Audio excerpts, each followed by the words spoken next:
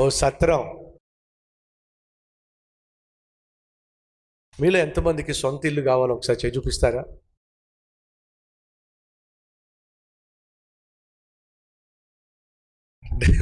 నిజం చెప్పండి. మీలో ఎంతమందికి సొంత ఇల్లు కావాలో ఒకసారి చేయి చూపిస్తారా? పడిపోయినాయి, చేతులు పడిపోయినాయి. ఎందుకని? సొంతము అంటే నాది, అంతే కదా? సొంతం అంటే నాది. ఇప్పుడు మీరు ఏ ఇల్లు కావాలి మీకు?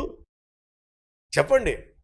సొంత ఇల్లు కావాలి. నాది ఇల్లు అని నువ్వు అంటున్నావు, కానీ ఈ ఇల్లు ఏదైతే నువ్వు కొనుక్కున్నావో అది నీకు కేవలము కొంతకాలం మాత్రమే నీది.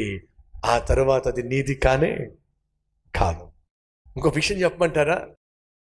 ఈ దేహము నాది అని ఇప్పుడు నేను అంటున్నాను కదా, ఈ దేహము నాది అని నేను అంటున్నాను కదా, నేను అంటున్నాను కదా, ఆ నేను ఎవరో తెలుసా మీకు? నా ఆత్మ. ఏమిటది? నా ఆత్మ. ఒకసారి మీరే ఈ దేహము నాది అనండి. ఒకసారి అందరూ చెప్పండి, ఈ దేహము నాది అని చెప్పండి. అని ఎవరన్నారు? మీరే అన్నారా లేకపోతే మీ దెయ్యం కానీ? మీరే అన్నారు కదా. ఈ దేహం ఎవరిది? మీదేనా? చచ్చిపోయిన తర్వాత మరి మీ దేహాన్ని పట్టుకెళ్ళిపోవచ్చుగా? పట్టుకెళ్తారా? వదిలేసిపోతారు. అంటే అర్థం తెలుసా మీకు? నాది దేహం, నాది దేహం, నాది బాడీ అంటున్నావు, కానీ చచ్చిపోయినప్పుడు నీ ఆత్మ ఈ దేహాన్ని విడిచిపెట్టిపోతుంది. అంటే అర్థం ఏమిటంటే ఈ దేహము కూడా నీ ఆత్మది కానే కాదు. ఇది కూడా తాత్కాలికమే. నీ ఆత్మ నివసించే ఓ సత్రము ఈ దేహం. ఏమర్థమైంది? ఈ భూమి మనం నివసించే ఒక సత్రం. ఈ భూమే మనం నివసించే సత్రము అయినట్లయితే ఈ భూమి నుండి వచ్చిన ఈ శరీరం కూడా నివసించడానికి ఆత్మకు ఓ సత్రం. అర్థమైందా మీకు? మీ ఆత్మ నివసించే ఒక సత్రమే ఈ దేహం. ఈ ఆత్మ ఈ దేహాన్ని విడిచిపెట్టింది అని అంటే దీన్ని తీసుకెళ్ళి ఏం చేస్తారు? మళ్ళీ ఆ భూమిలో కప్పెట్టేస్తారు. ఎక్కడి నుంచి వచ్చింది ఈ శరీరం? భూమి నుంచి వచ్చింది. ఎక్కడికి పోయింది మళ్ళీ ఈ శరీరం? భూమిలోకి వెళ్ళిపోయింది. ఆత్మ ఎక్కడి నుంచి వచ్చింది?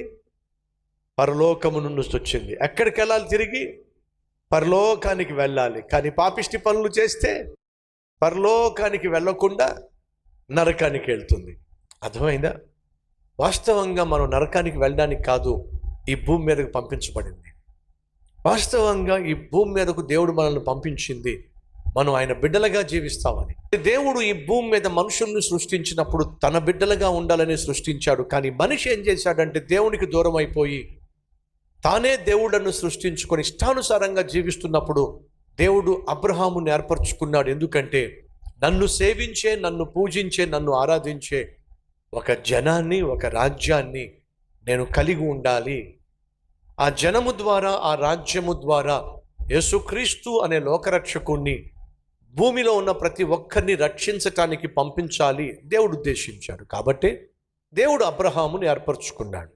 ఇప్పుడు అబ్రహాము దేవుని మాట చొప్పున కనాను అనే ప్రాంతానికి, వాగ్దాన భూమికి వచ్చేశాడు.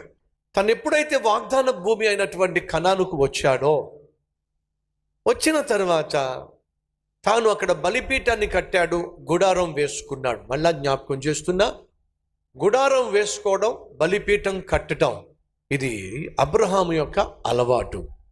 తాను నిర్మించే గుడారం ఏమి సూచిస్తుందయ్యా అంటే ఈ భూమి మీద నా జీవితము తాత్కాలికము మాత్రమే. ఈ భూమి మీద నేను యాత్రికుణ్ణి మాత్రమే. ఈ భూమి నా సొంతము కానే కాదు. ఇది సత్రం. ప్రియ సహోదరి సహోదరులు, మళ్ళా జ్ఞాపకం చేస్తున్నా, ఈ భూమి మనకు ఒక సత్రం మాత్రమే. సొంతిల్లు అనుకున్నా అది కేవలం నువ్వు బ్రతుకున్నంత కాలమే. ఆ తర్వాత నీ సొంతిల్లు నువ్వు విడిచిపెట్టి వెళ్ళిపోతావు. ఆత్మ కూడా నీ శరీరాన్ని విడిచిపెట్టి వెళ్ళిపోయినప్పుడు నువ్వు ఎంతగా ప్రేమించి, ఎన్నిసార్లు స్నానం చేసి, ఎన్ని సోపులు వాడి, ఎన్ని షాంపూలు వాడి, ఎన్ని క్రీములు వాడి అబ్బో ఈ బాడీకి ఎన్ని బిర్యానీలు తిని ఏం చేసినా సరే చచ్చినప్పుడు ఈ బాడీని తీసుకెళ్ళి ఏం చేస్తారు? భూమిలో కప్పెట్టేస్తారు. ఆత్మ పంపించిన దేవుని దగ్గరకు వెళ్ళిపోవాలి. భూమిలో నుంచి వచ్చిన ఈ బాడీ కాస్త మళ్ళీ భూమిలోకి చేరిపోతుంది. ఈ వాస్తవాన్ని మర్చిపోకండి. అబ్రహాము తనెక్కడికి వెళ్ళినా గుడారం నిర్మించి తనకు తాను బోధించుకునేవాడు, ఈ భూమి మీద నేను ఒక యాత్రికుణ్ణి. తన చుట్టూ ఉన్న వాళ్ళకి తెలియచేసేవాడు, ఈ భూమి మీద నేను ఒక యాత్రికుణ్ణి. మనము యాత్రికులు మాత్రమే.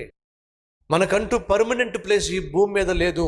మనకంటూ పర్మనెంట్ ప్లేస్ ఒకే ఒక్క చోట, అది పరలోకము. అది దేవుడు ఉండే నివాస స్థలము. అదే మనకు పర్మనెంట్. సహోదరి సహోదరులు వింటున్నారా? పర్మనెంట్ అని అంటే పోగొట్టుకోనిది, నిత్యము అనుభవించేది, అది సొంతం. అదే పరలోకం. మనకు సొంతమైనది, పర్మనెంట్గా ఉండేది ఒక పరలోకం మాత్రమే.